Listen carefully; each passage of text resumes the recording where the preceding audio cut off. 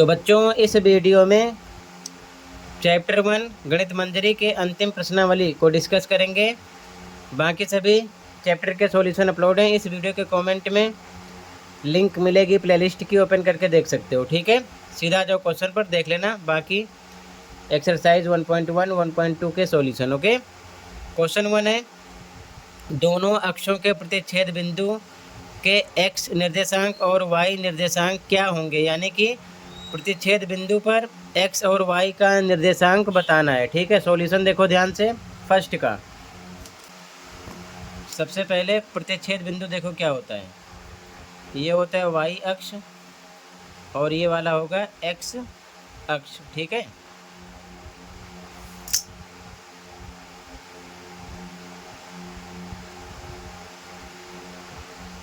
इसे बोलते हैं x अक्ष।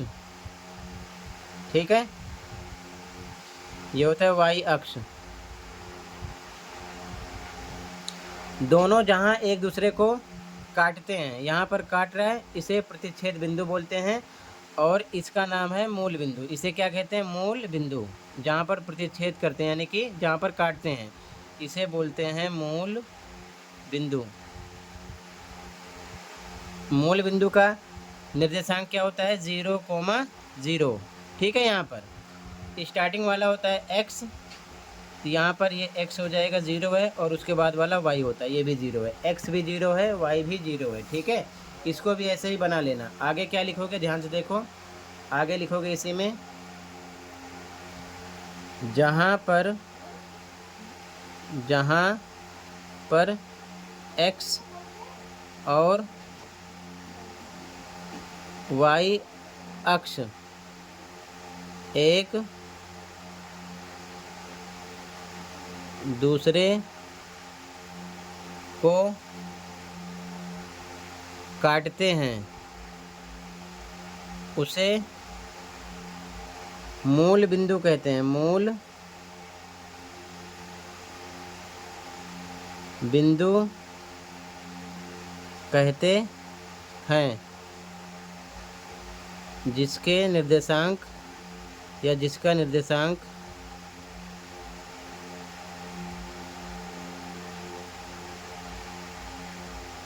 क्या होता है? 0,0 होता है। ये x होगा, ये y होगा, ध्यान रखना। ठीक है, यानी कि x भी 0 होता है और y भी 0 होता है। तो हमें बताना है x निर्देशांक प्रतिच्छेद बिंदु का यानी मूल बिंदु का। ठीक है, और y निर्देशांक तो यहाँ लिखेंगे, इसलिए x निर्देशांक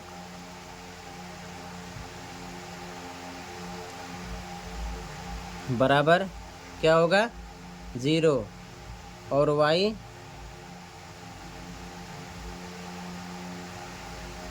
निर्देशांक बराबर भी क्या होगा? 0।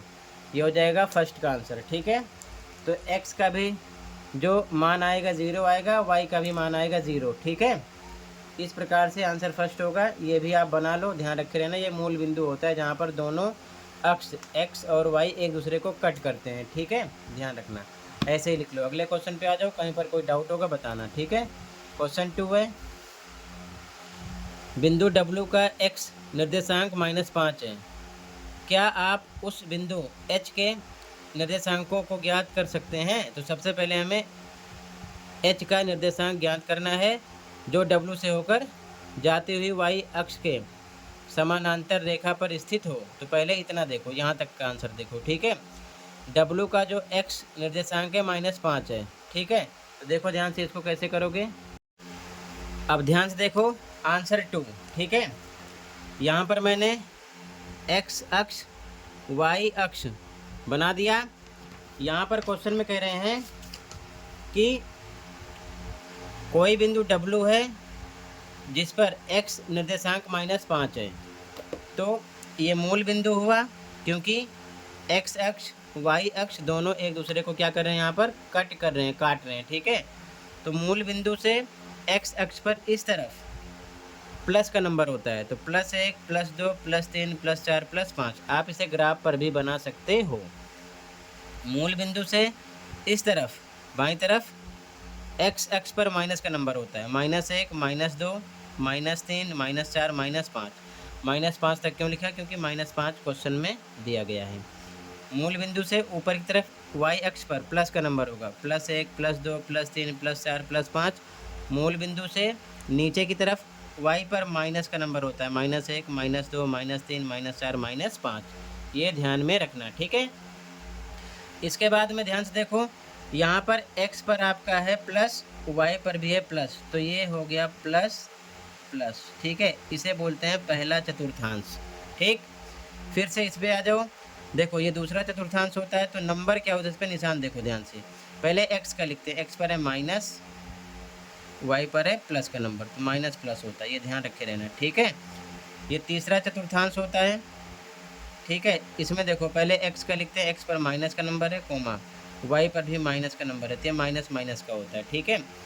चौथे की बात करते हैं, तो ये आपका चौथा चतुर्थांश है।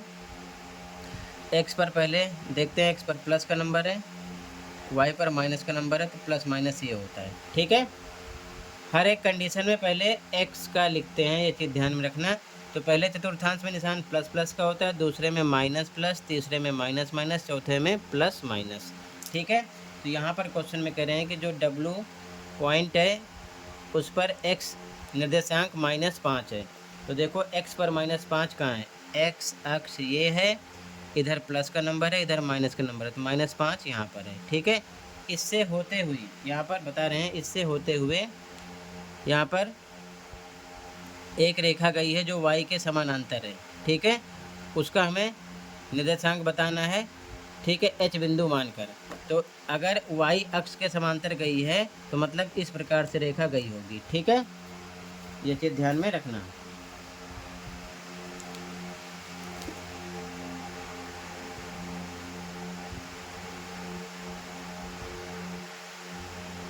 ठीक है, इस प्रकार से रेखा गई है। अब ये रेखा y के क्या है? समांतर है, ठीक है, पैरेलल है, इस प्रकार से। अब इस पर हमें h पॉइंट का निर्देशांक बताना है, लेकिन इन्होंने ना तो चतुर्थांश की बात किया, ना अक्ष की बात किया है, तो हमें अपने आप देखना है। अगर मान लो -5 यहाँ पर है, ठीक है, अगर मान लो h पॉइंट यहाँ पर लेते हैं, क्योंकि h बिंदु का निर्देशांक बताना है। अगर h पॉइंट यहाँ पर लेंगे तो देखो ध्यान से, अगर मान लो h यहाँ पर होगा तो इसके अकॉर्डिंग पहले x का लिखते हैं, ठीक है। तो x पर तो आपका -5 है ना, लेकिन y पर देखोगे तो +1 हो गया, ठीक है। इसी प्रकार h मान लो यहाँ पर है आपका, ठीक है, यहाँ पर है मान लो h पॉइंट, तो -5 तो रहेगा, ठीक है। x का पहले लिखते हैं और y पर देखोगे तो आ जाएगा +4, ठीक है। इसी प्रकार देखते रहना, बार बार बदलेगा। नीचे अगर देखोगे मान लो h यहाँ पर है, ठीक है, यहाँ पर है, तो x पर तो -5 होगा, पहले x का लिखते हैं, लेकिन y पर देखो ध्यान से -2 हो जाएगा। इसी प्रकार मान लो h यहाँ पर है, क्योंकि इन्होंने बताया नहीं है, तो अगर यहाँ पर h लेंगे तो देखो आप ग्राफ पर बनाओगे तो -5 हो जाएगा, ठीक है। तो -5 है, y भी -5 हो जाएगा इस पॉइंट पर, ठीक है। ये चीज़ ध्यान में रखना। तो कहने का मतलब y की वैल्यू बदल रही है, ठीक है, x सेम है, -5 -5 -5 -5। तो यहाँ पर y हम लिख देते हैं, ठीक है। इस प्रकार से हर एक कंडीशन में यही होगा, -5 y पर y रहेगा, ठीक है। तो इसका आंसर पहले लिख लो, ठीक है। पहले कह रहे हैं कि h के निर्देशांक ज्ञात कीजिए, ठीक है, यहाँ लिखेंगे, इसे भी आप बना लेना। यदि x का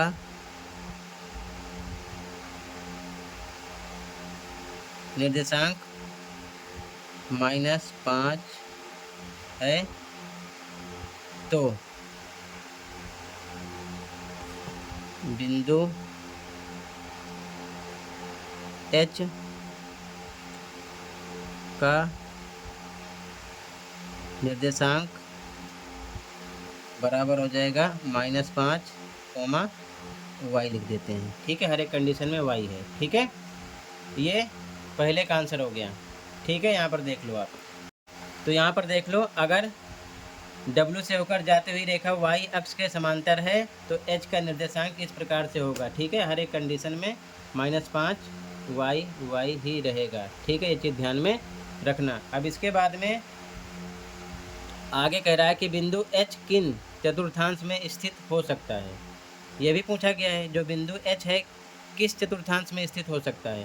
तो यहाँ पर भी देखो ध्यान से, अगर मान लो y की वैल्यू पॉजिटिव है यानी प्लस में है, प्लस मतलब +1 +2 +3 +4 +5 कुछ भी, तो ये दूसरे चतुर्थांश में है। अगर मान लो y की वैल्यू माइनस में है तो -1 -2 -3 -4 -5 कुछ भी होगी तो तीसरे चतुर्थांश में h पड़ेगा। और मान लो y की वैल्यू 0 है तो 0 होगा तो ये x अक्ष पर आएगा, यहाँ पर आएगा। ठीक है, यहीं पर आएगा। और ये पॉइंट जो है ना, इसका नाम है W, ध्यान रखे रहना। क्या नाम है? W। ये है W, ये चीज़ ध्यान में रखना। ठीक है, W पॉइंट है। तो 3 कंडीशन इसमें भी है। ठीक है, ध्यान से देखो कैसे लिखोगे। यहाँ लिखोगे यदि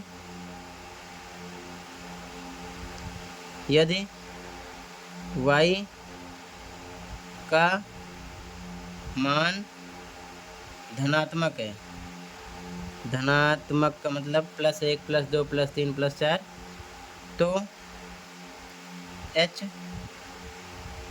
बिंदु दूसरे यानी सेकंड चतुर्थांश में होगा। एक तो पहली कंडीशन ये हो गई। अगर मान लो यदि y का मान माइनस में है यानी कि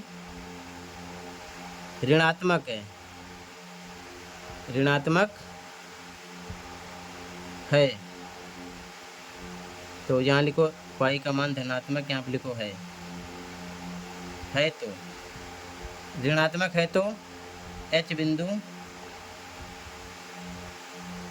थर्ड यानी तीसरे थर्ड चतुर्थांश